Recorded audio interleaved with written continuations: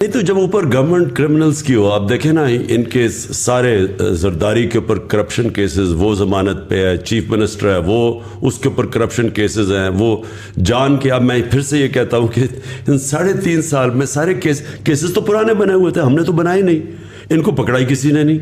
جو سسٹم تھا وہ ایکسیپٹ کرتا ہے کرپشن آف دا پاورفل، طاقتور کی کرپشن، جو ہمارا انصاف کا جو بھی طاقتور جن کے ہاتھ میں تھا، وہ اس کو اتنا برا نہیں سمجھتے، وہ ایکسیپٹ کر جاتے ہیں. تو جب وہ اوپر بیٹھ جائے تو آپ کیا سمجھیں گے کہ تھانہ دار ایماندار بن جائے گا؟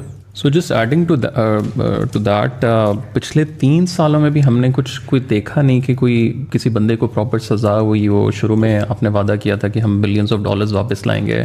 اب آئی تھنک شروع میں آپ نے ذکر کیا کہ ججز ایسے بیٹھے ہوئے ہیں، نیب میں ایسے لوگ ہیں، بٹ جب آپ کی گورنمنٹ تھی تو آپ اگر ان کو ریپلیس کر کے اپنے بندے لاتے ہیں.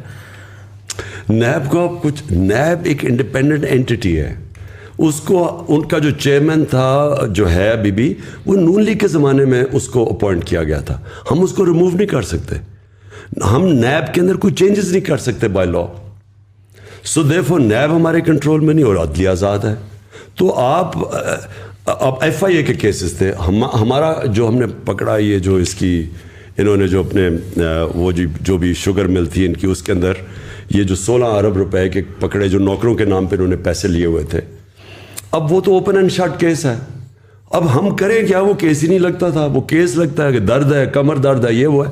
میں کہتا ہوں بچایا گیا ہے اس کو، باقاعدہ اس کو بچایا گیا ہے، اور ہم پوری کوشش کرتے رہے، ہم نہیں کامیاب ہوئے. اس لیے میں کہتا ہوں کہ ہماری اس وقت ہماری جو گورنمنٹ تھی، اس کو جب تک پوری پاور سے گورنمنٹ نہیں آتی، جس کو فکر نہ ہو سارا وقت کے اپنی پارلیمنٹ پارٹی بھی رکھو، پھر ایلائز کو بھی ساتھ رکھو، پھر وہ ناراض ہو جاتے تھے، پھر وہ اپوزیشن ساری ان کی کرمنلز کی اکٹھی تھی، وہ پورا بلیک میل کرتی تھی.